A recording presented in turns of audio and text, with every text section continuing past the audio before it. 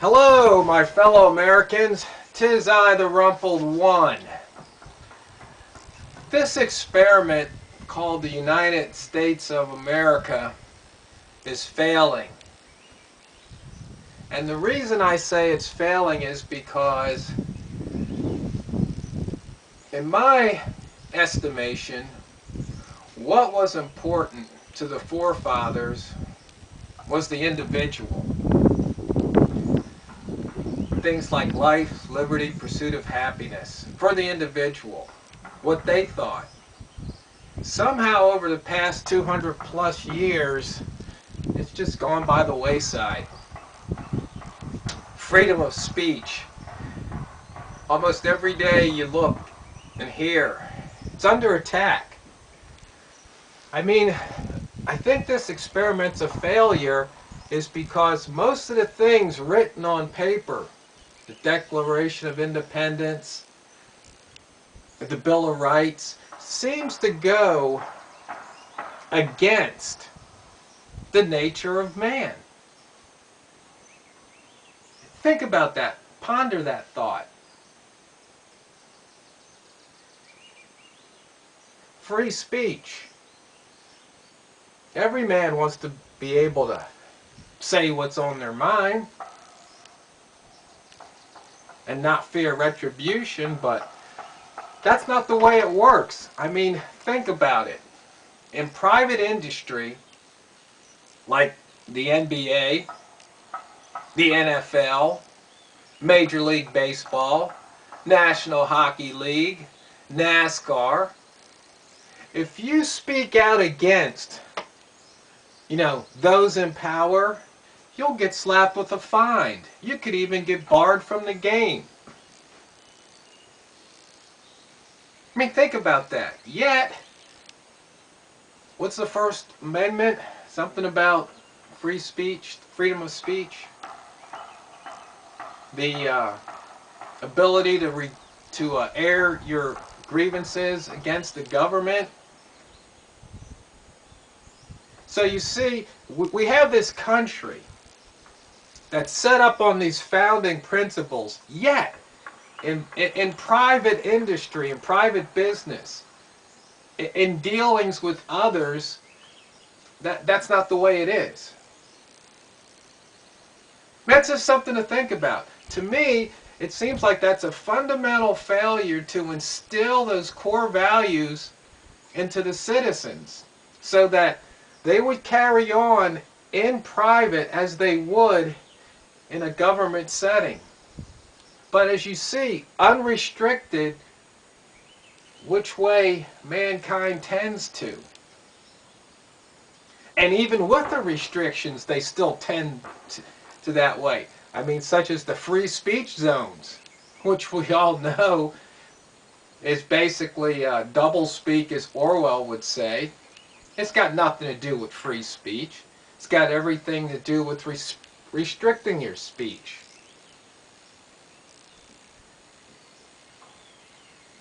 It's just, to me, it's just a very sad state of affairs. It really is.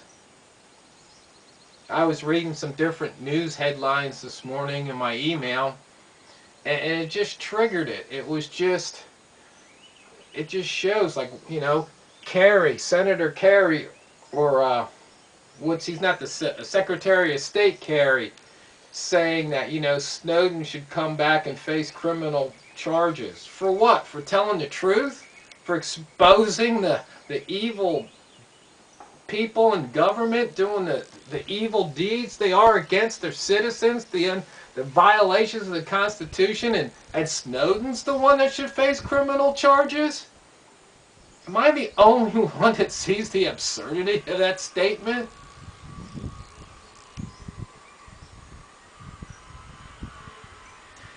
We the people have really let down the forefathers for letting government get so out of hand. We really have.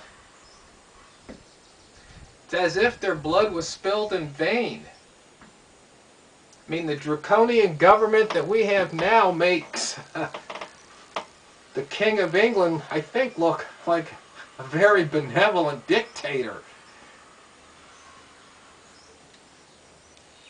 taxes, restrictions on property use, just ridiculous restrictions. I mean, once again, you know, in private, we have these homeowners associations that won't let people have a garden in their front yard. I mean, whatever happened to a man's home is his castle. It's just so, like I said, it's just so pervasive. It's just the failure to instill these core values in people based on the empirical evidence of their behavior and actions and decisions and choices. Sad state of affairs, my fellow Americans. I don't really know if we can right the ship. I don't know if we can turn it around. I mean, the government's buying up all the bullets and guns.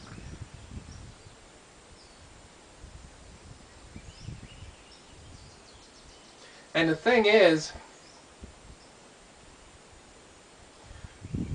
if you've watched some of my earlier videos, I've done over, what, 1,100 or something. I didn't realize I put out that many. But probably somewhere in the first 100 videos that I made, I talked about, you know, there's only really a few true rights. You have the right to breathe because you were born and you can't help it. If you don't breathe, you die. So you kind of have a right to breathe. I mean, you just can't not breathe. And then you have a right to eliminate, because if it comes in this end, it's coming out the other end. There's just no two ways about it.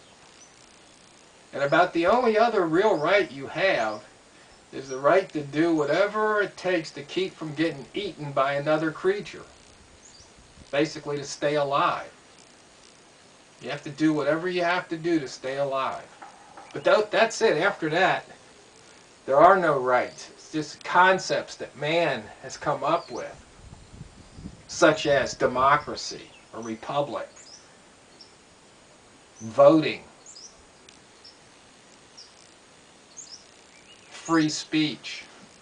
Those are all concepts. And the only thing that guarantees these man-made, man-thought-up concepts is force. It's the only thing. If you have enough force, then you can enforce the laws that you dictate. That's how the king stays in power. He's got a big army. He can enforce his laws. You know, he can take his ring and put it in the wax and stamp it and say, that's the law. And he's got the soldiers backing him up to make it the law. But if somebody else comes up with more soldiers or better weapons, guess what? Now they're the new king. Meet the new boss, same as the old boss. And so you see, my fellow Americans, all the hoopla that's going on in the news, you know, Sterling now incompetent, can't really, you know, run the team. His wife's going to sell the team to some Microsoft dude for, you know, $2 billion. Just all these distractions that they have in the media. All the lies that they tell. It's just to get us to, you know, not look at the real issue. That's all they do. I've said it before. They do one thing over here. They say, watch this hand while this hand's, you know, picking your pocket.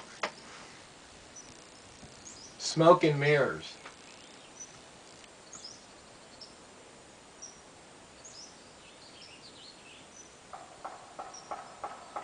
You just have to wonder how it's all going to play out. While most people just struggle to make ends meet, especially in 2014, this economy, there's still a lot of money out there. Shelves are pretty full at the stores. It's not like anything's really in short supply, including gasoline that they keep raising the price.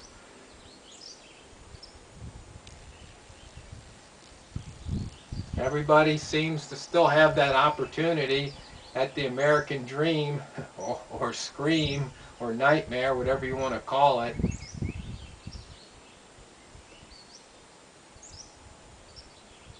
But it's just that the fundamental core beliefs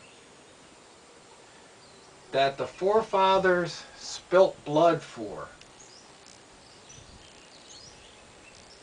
have basically just been pushed aside by those in power. I guess somebody said that the Constitution is a living document, and it can morph and change. I think that's probably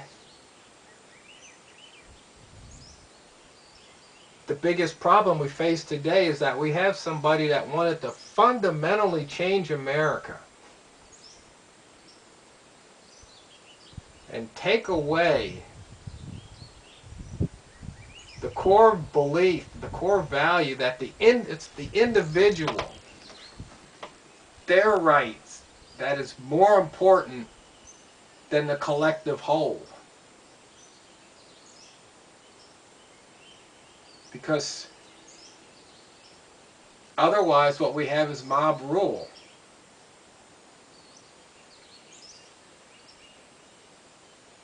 But that's what we have in a way. Whoever gets the most votes gets to have their way. And you see it if you've ever been in court. It's the judge's courtroom. What's the law got to do with it? Not a thing.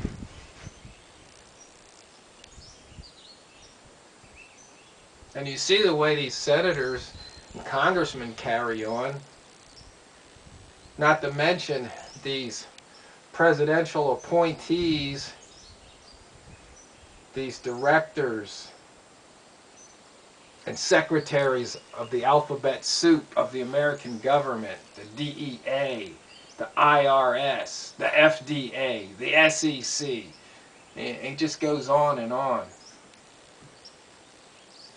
And we the people, we fund all that with our hard-earned money that they take from us.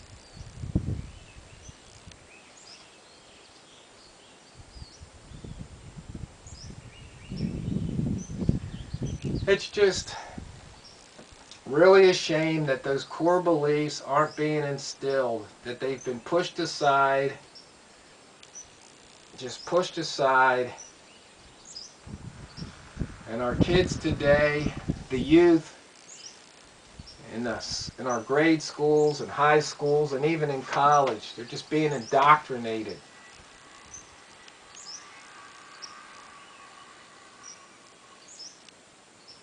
They're not being taught to have critical thinking skills.